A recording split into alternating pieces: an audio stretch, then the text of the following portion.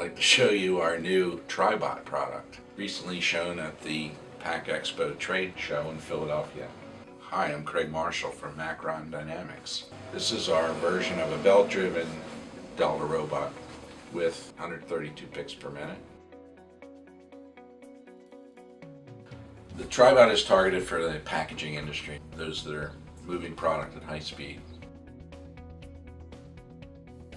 The belt drive allows you to be much larger, and we can probably build a Tribot that exceeds most of the footprints that are currently available.